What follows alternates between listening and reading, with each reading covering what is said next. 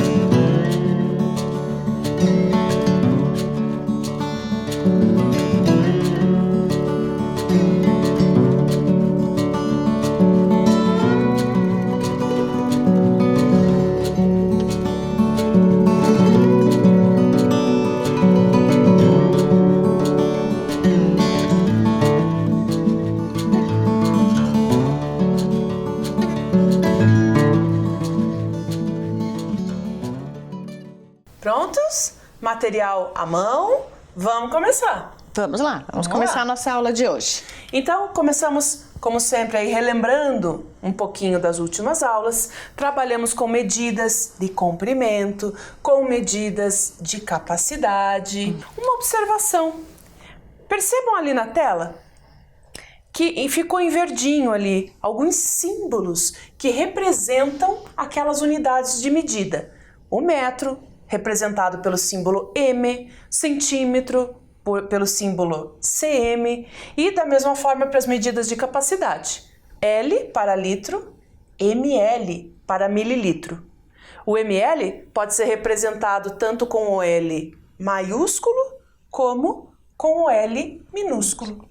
Veja que são símbolos. Então, na nossa aula de capacidade, falamos o tempo todo ali de quanto cabiam nos copos. Nas garrafinhas.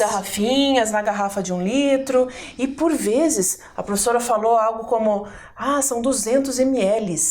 Na verdade, ml. ml. Porque é símbolo, né, professora? Não tem plural. No singular, né? No singular. Então, às vezes no dia a dia, a gente fala de modo mais comum, né? Mais usual, né? Mais usual. Mas é importante sabermos como é que se fala de forma correta aí, não só na língua portuguesa, sim, na matemática também, né? Então, um copo de 200 mililitros, por exemplo, tem 200 ml, certo? Vamos continuar. Na última aula, jogo das botas mágicas. Isso. Como seria bom termos botas mágicas? Então fizemos a nossa reta numérica, demos saltos, caminhamos sobre ela, localizando alguns números, percebendo qual é a sua lógica de crescimento, de construção, por enquanto com os números naturais somente, né? E, bom, botas mágicas, você sabe que a gente viu que não é só aqui que apareceu, né, professora? Sim, Tem outras botas mágicas, né? Que podem ser usadas em outras situações. As botas mágicas são históricas, são famosas. Dá uma olhadinha aqui.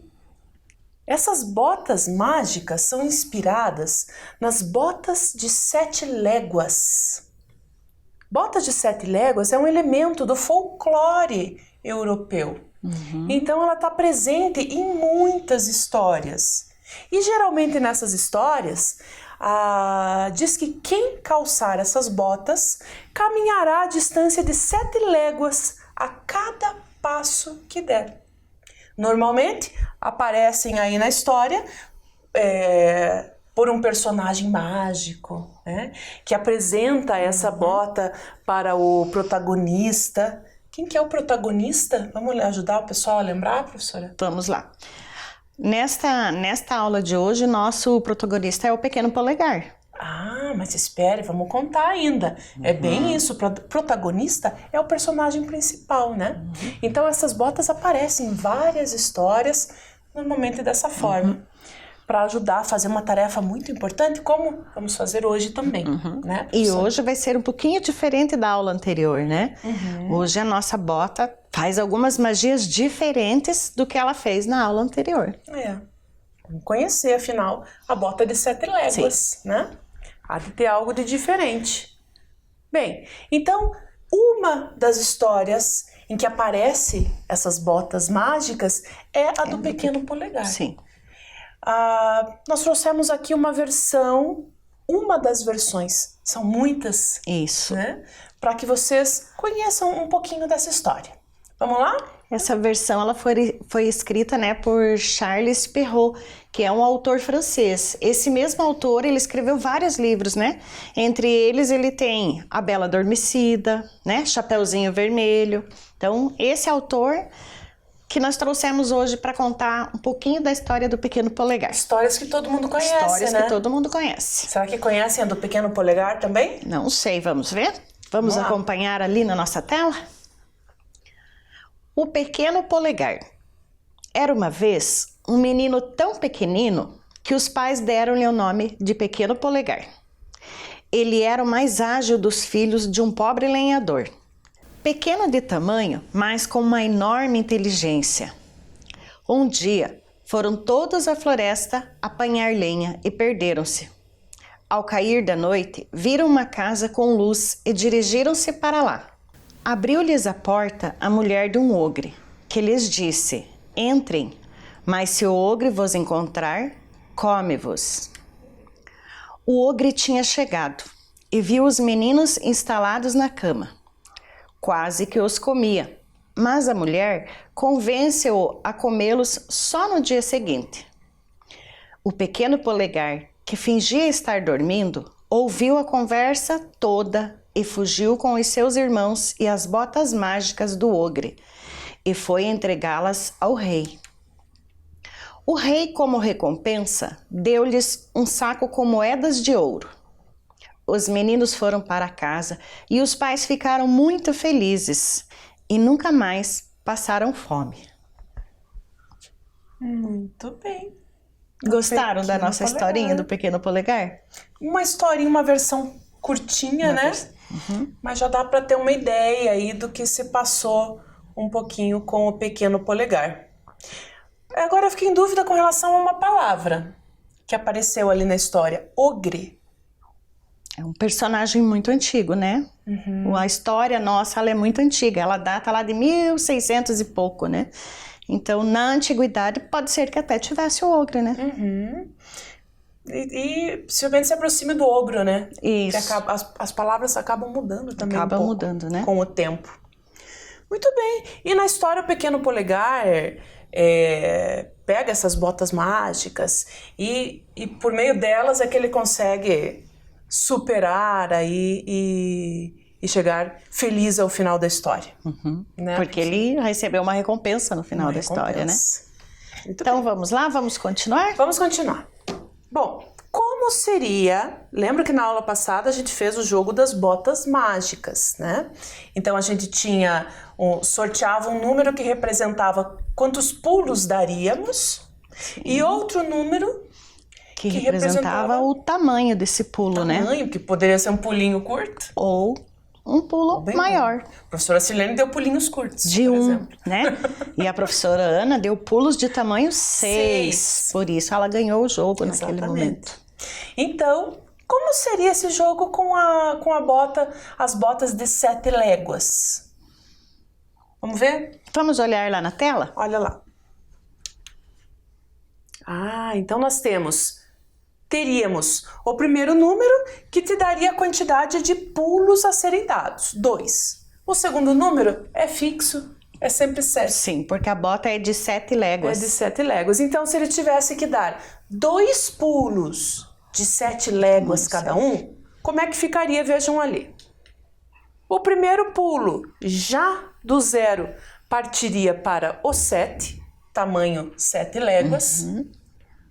O segundo pulo, do 7, já saltaria direto pro 14. São 2 pulos de tamanho 7 léguas. 2 vezes 7 léguas.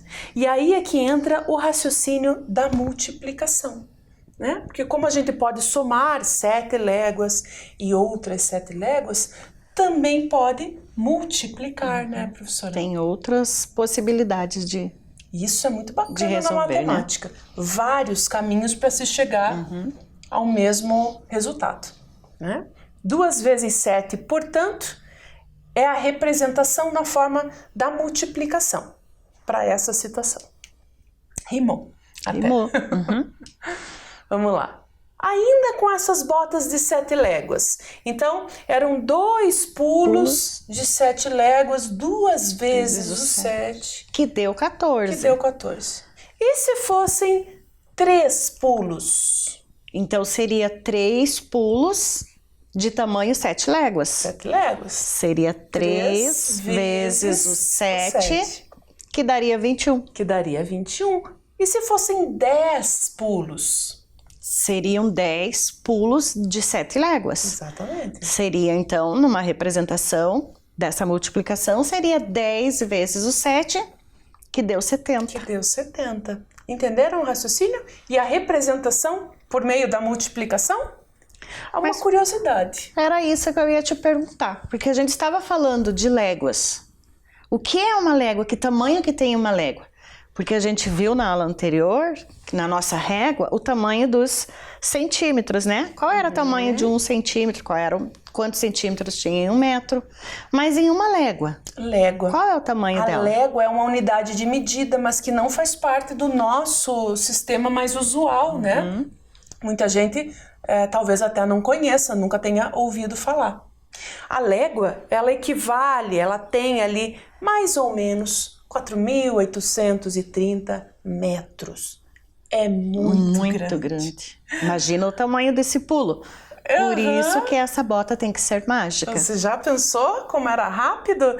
E veja, bom, isso equivale a... é mais do que dar 14 voltas em torno de um estádio. Nossa, é muito grande, né? Muito grande. O estádio de futebol é grande. Sim. Pensa em dar 14 voltas ali. A cada um pulo é como se você tivesse dado 14 voltas no campo de futebol. É muito grande. Realmente é uma medida bem grande. Bem grande. Dá para andar distâncias muito longas aí com essas botas de 7 léguas. Sim. Né? Muito bem. Então nós vamos começar com alguns problemas. Agora, a bota de 7 léguas, ela limita um pouco, apesar de ser muito longo, serem muito longos os passos, né? A gente teria unicamente pulos de tamanho 7. No nosso jogo das botas mágicas, não. Os pulos são variados. Sim. E aí fica até mais interessante no jogar, né? Sim. Pode ser qualquer tamanho esse pulo, né? Pode ser de qualquer tamanho, conforme o número sorteado. Por isso, depende da sorte. Eu achei bem legal, porque eu tirei tamanho 6, sim, por exemplo. E eu tirei tamanho 1, né? Naquele dia. Pode ser que hoje fosse diferente. Né? Mas ele é um jogo que tem mais possibilidades. Então, relembrando esse jogo, a gente vai nós tivemos 2 amigos, né? Que participaram desse jogo e a gente registrou. É verdade. Vamos ver? Vamos conhecer os probleminhas? Olha lá. Rodrigo e Daniela estavam brincando com o jogo das botas mágicas. Cada um deles registrou em um quadro o resultado de suas jogadas. Quem ganhou o jogo? Vamos dar uma olhadinha. O Rodrigo e a Daniela jogaram e a gente registrou ali o passo a passo do jogo naquele quadro. E vocês conhecem a regra do jogo, nós também conhecemos. A gente vai tentar analisar ali e ver o que aconteceu. Olha lá nesse primeiro quadro. Qual é? É o quadro do Rodrigo, né? Isso, esse é o quadro do Rodrigo.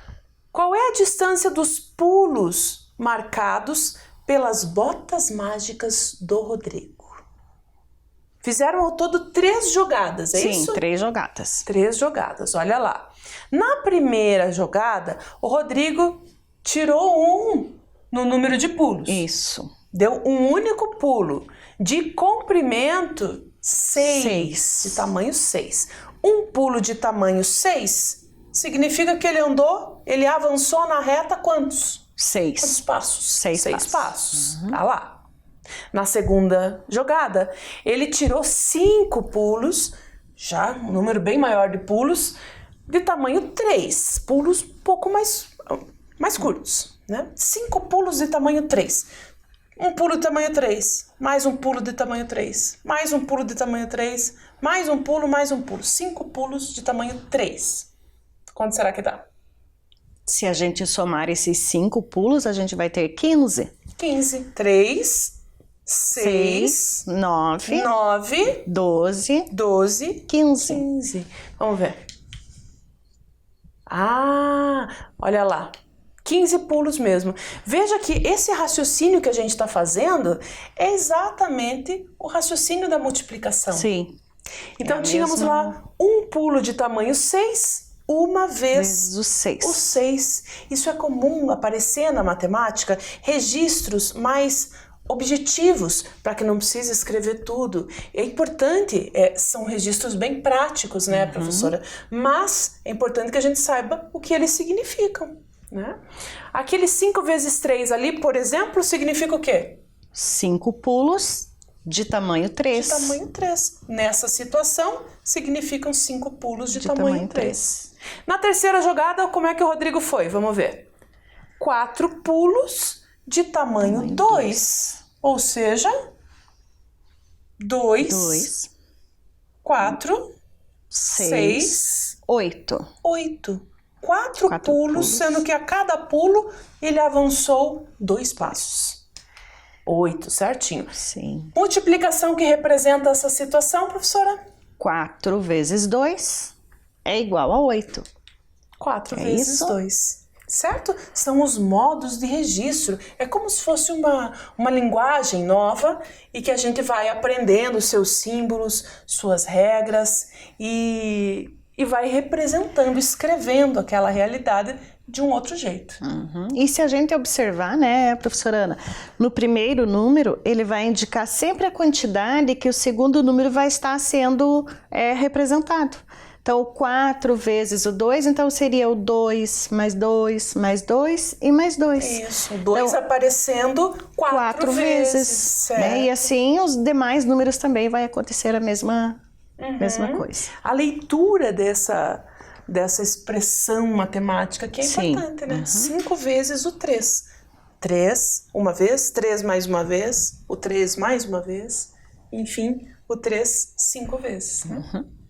Bom, então se esses são os registros das jogadas do Rodrigo, na primeira jogada ele deu 6 pulos, digamos, contamos aí esses 6 pontos. Nossa. Outros 15, na segunda ele foi bem melhor, né? Foi bem melhor. E mais 8 pulos. 8 ao todo, 29 pulos. Ele já tá lá, se partiu do zero, já tá lá na frente. Né? Se a gente lembrar, né, da reta que a gente trabalhou na aula passada, ela ia até o tamanho 36, né? Que é essa reta que vocês têm registrado aí no caderninho de vocês, né? Então ele já tá lá perto do final da reta, né? Exatamente. Já tá lá. Mas quem jogava com ele? Daniela. Aqui também estão os registros das 3 jogadas da Daniela. Só que tá um pouquinho diferente. Perceberam aqui que não está mudou? aparecendo algumas informações, né? Elas estão ocultas pelas botinhas. Ah, lá no do Rodrigo, a gente precisava descobrir qual foi a distância que ele andou na reta. Isso. Aqui não, aqui já tem, Aqui olha. a gente na já sabe onde está. primeira jogada andou 12, mas e deu 3 pulos. Deu 3 pulos de que tamanho? Essa é a pergunta. Que tamanho será? 3 pulos para chegar no 12. Lembra que a gente falou que o primeiro número representaria quantas vezes ele deu aquele mesmo quantidade de pulo, do mesmo tamanho? Então aqui, se a gente pensar que o total de pulos que ele deu na reta chegou até o 12, então, e foram 3 pulos, então poderíamos pensar que seriam 3 pulos de 4. Será que dá certo? Dá certo? Deixa eu ver. Vamos ver? Vamos pôr ali Vamos. no papel? Vamos Olhem ver aqui se no é papel. isso mesmo. Vamos ver, porque tem que testar, igual os meninos Sim. do livro Irmãos Gêmeos, né? Temos que testar. Então, nessa primeira situação, a Daniela deu 3 pulos. 3 pulos. Um pulo, mais um pulo e mais um pulo. Eu vou representar esses pulos dessa maneira. E chegou lá no final da jogada no número 12. Ao todo, esses pulos aqui tem que representar a quantidade 12, né? Sim. Chegaram até o 12. Do 0, ela chegou até o 12. Se esses pulos fossem, por exemplo, de tamanho 1, então você teria um pulo, mais um, de tamanho 1, você teria chegado no 3. 3. Não é o caso. E se fosse de tamanho 2, fazendo esse movimento, chegaria no 2, mais 2 números, já estaria no 4, mais 2 números, estaria no 6. Também não é o caso. A professora Silene tinha dado uma sugestão, um palpite, de que o pulo seria de tamanho 4. Se fosse, bom, aqui chegaria até o 4, mais 4 já estaria no 8, e mais 4 já estaria no 12. 12. Opa, foi justamente o que aconteceu. Portanto, é isso mesmo. Na primeira rodada, Daniela deu 3 pulos de tamanho 4, avançando um total de 12 números no tabuleiro. Isso. Tá certinho, olha lá na tela. Na segunda jogada, a Daniela deu 5 pulos, não sei ainda de que tamanho, e avançou um total de 15 números lá na reta numérica, lá no tabuleiro. Vamos pensar aqui juntos. São 5 pulos. 1, 2, 3, 4, 5. Ao todo, ela terá avançado 15 números. Tem que dar o total de 15 números aí. O mesmo tamanho de pulo.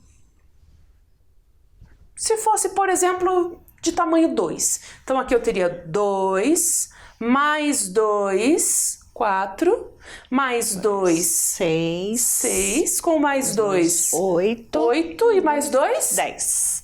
10. Não é a distância do pulo. Não deu certo porque a distância é 15. Então, será que o pulo tem um tamanho maior que 2 ou menor que 2? Eu acho que ele tem um tamanho maior do que 2. Maior do que 2. Que tal 3? Vamos ver? 3? 3. Então, 3. Mais 3. 6. Mais 3. 9. Mais 3. 12. Mais e 3. 15. Isso aí. Isso. Os Certinho. pulos são de tamanho 3. É isso? 5 pulos de tamanho 3. Dão o total de 15. 5 vezes 3. 15. Certinho.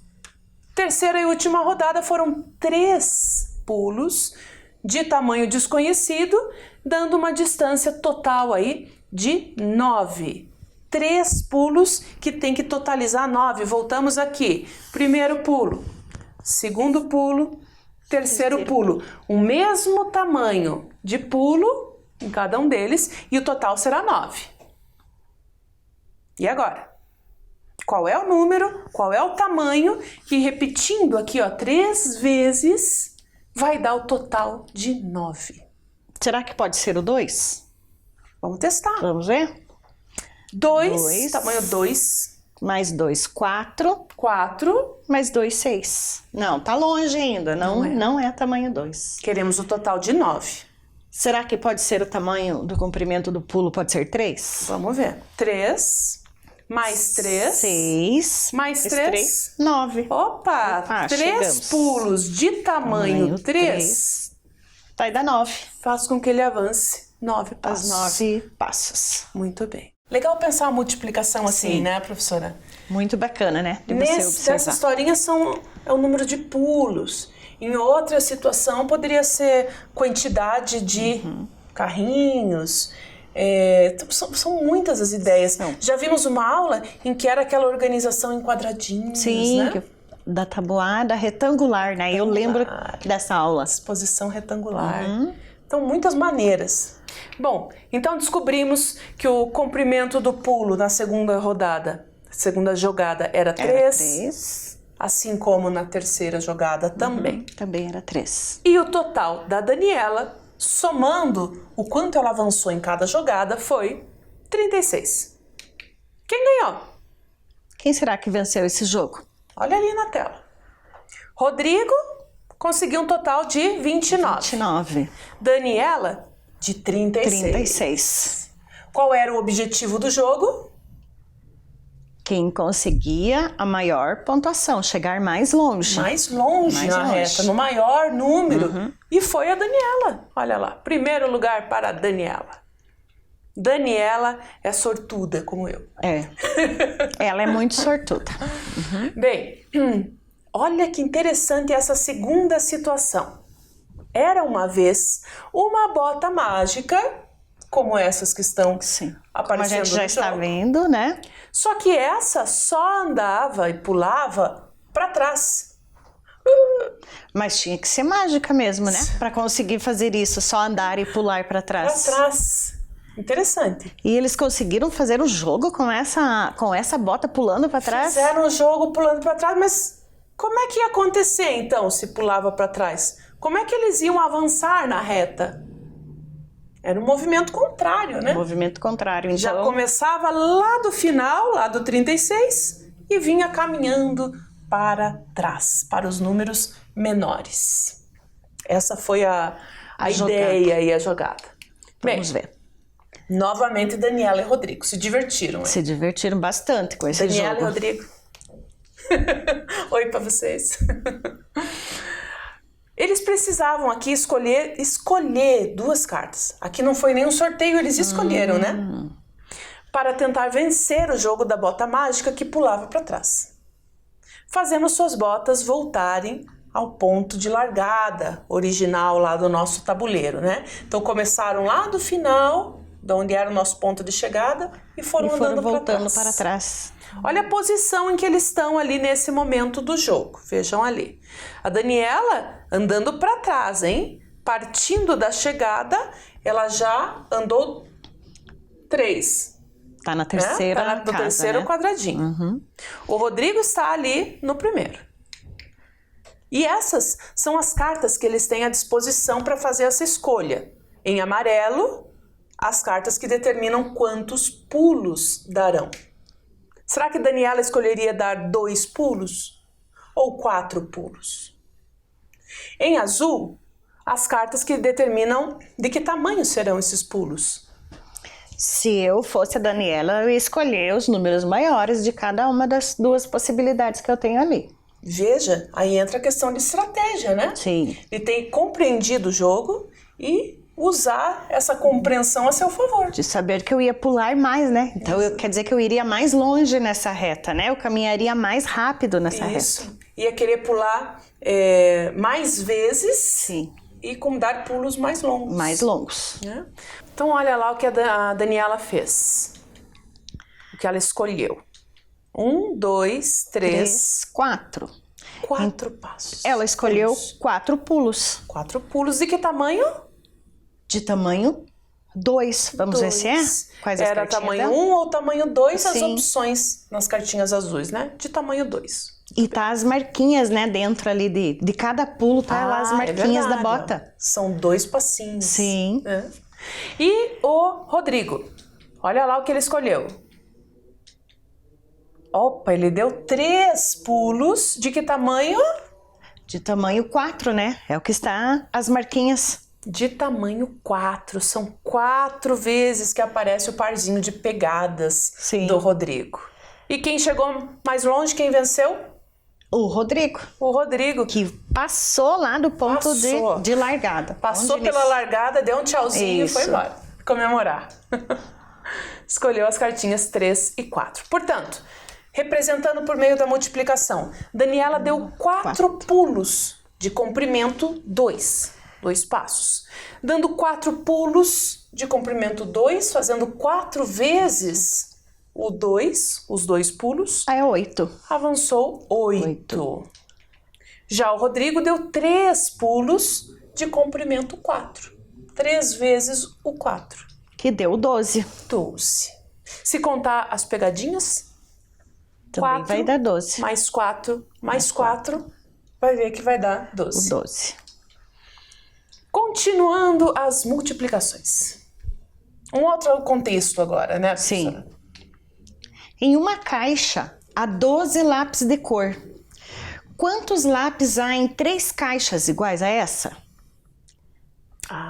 E aí nós temos ali a caixa, né, do lápis de cor, porque tem caixas de vários tamanhos, mas a gente quer trabalhar só com esta aqui. Eu fui até contar, para ver se realmente tinha 12. Que são 12 cores.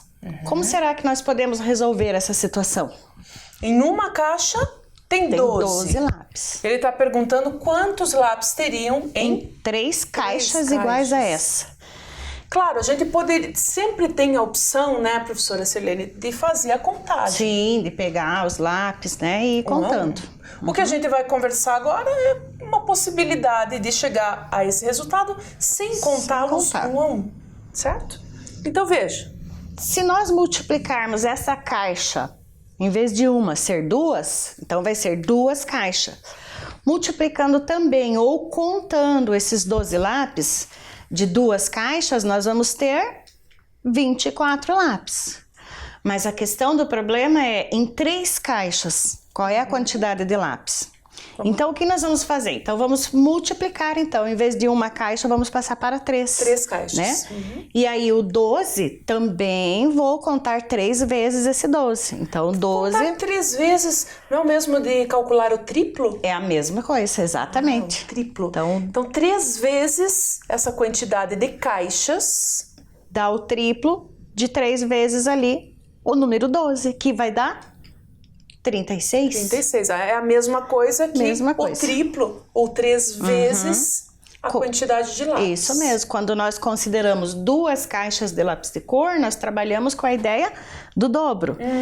3 caixas de lápis de cor com a ideia do triplo. Ou seja, o dobro é sempre vezes 2. E o triplo é sempre... vezes 3. Então, ao invés de eu contar cada um desses 36 lápis, eu poderia ter, olha, se uma caixa tem 12, em 3 caixas tem o triplo disso. 3 vezes essa quantidade. Né?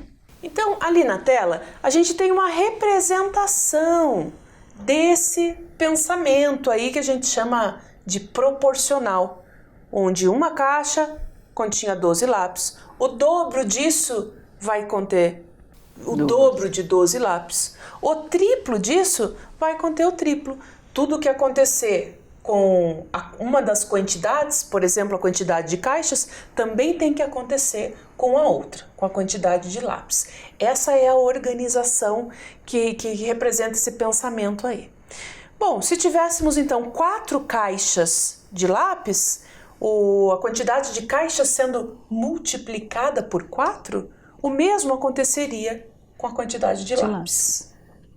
4 vezes esses 12 lápis, chegaríamos a 48.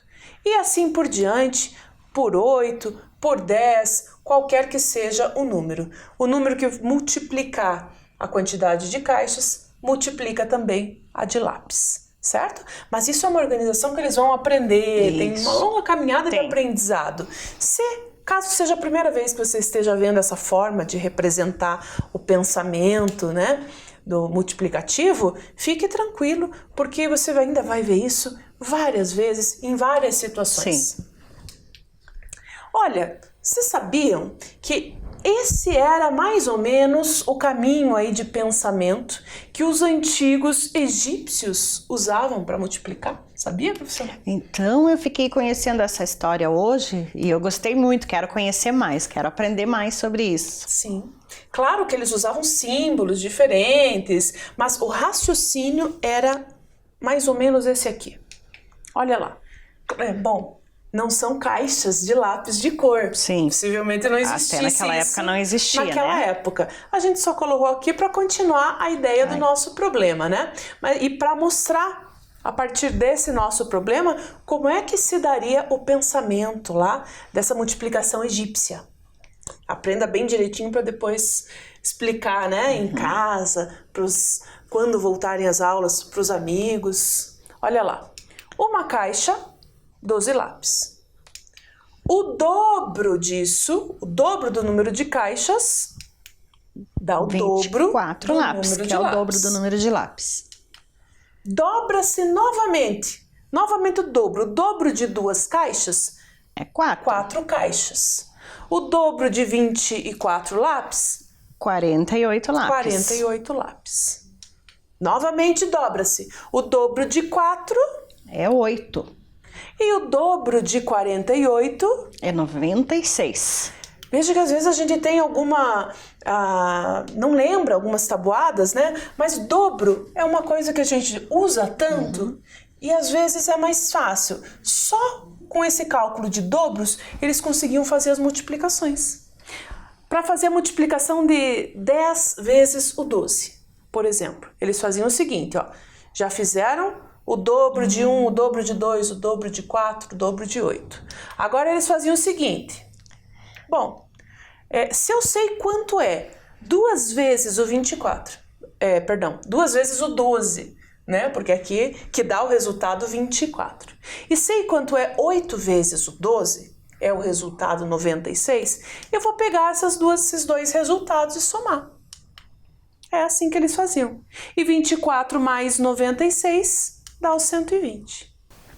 Então a estratégia deles era pensar que se eu quero saber quanto é 10 vezes o 12, e eu já sei, né? Quanto é 2 vezes o 12 e 8 vezes o 12. 2 vezes com 8 vezes, somando, vai ficar 10 vezes, né? Então, somei o 8 e o 2, e aí somei os dois resultados. Esse é um raciocínio multiplicativo, da proporcionalidade. O que acontece com uma informação, acontece com a outra. E a gente usa muito, embora um pensamento muito antigo, né? Ainda é usado hoje em dia. Utilizado até hoje, né? Agora, existem outras estratégias também. Olha essa aqui que interessante.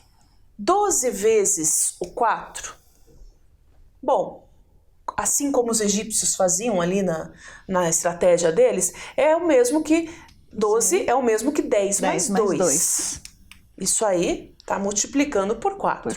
Então eu posso multiplicar separadamente. 10 vezes o 4 e 2 vezes o 4. Eu posso trabalhar com números menores e então somar esses resultados. 10 vezes o 4... 40.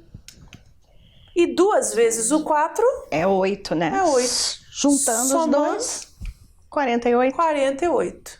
Uma outra maneira ainda muito usada na escola é armar esse cálculo. E aí, só que é exatamente esse mesmo raciocínio que acontece. Nesse tipo de registro, nosso primeiro passo seria multiplicar o 4 vezes o 2. Vezes o 2. Multiplica por 2 unidades. 4 vezes as 2 unidades dão 8 unidades. Em seguida, eu vou multiplicar o 4 por 1. Mas, na verdade, aquele 1 não é 1. É uma dezena, né? É uma dezena, é 10. 10. E quando eu multipliquei 4 por 10, lá no outro método, tinha dado o resultado? 40. 40. E aqui? 4 vezes 1? 4. Que é a 40 nessa posição. Lembra da aula de sistema de numeração decimal?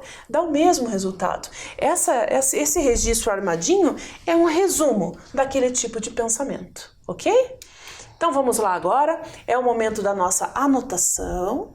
Pega o caderno, coloca lá para nós a data, o conteúdo de hoje, multiplicação, e vocês vão escrever as 3 formas de...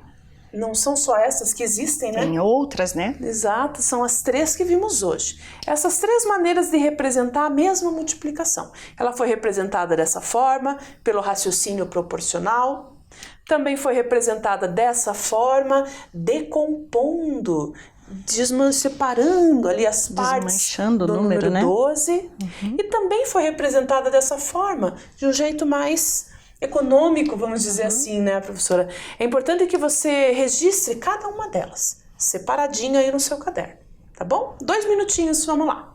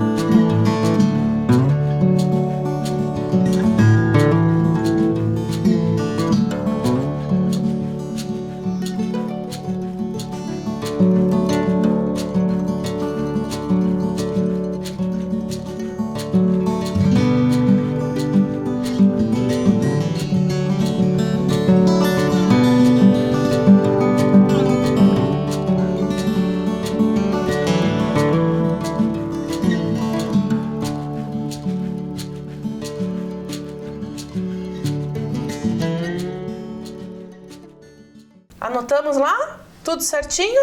Então, por hoje era isso, né, professora? Ficamos por aqui. Ficamos por aqui. Logo, logo estaremos de volta. Tchau, tchau. Tchau, pessoal.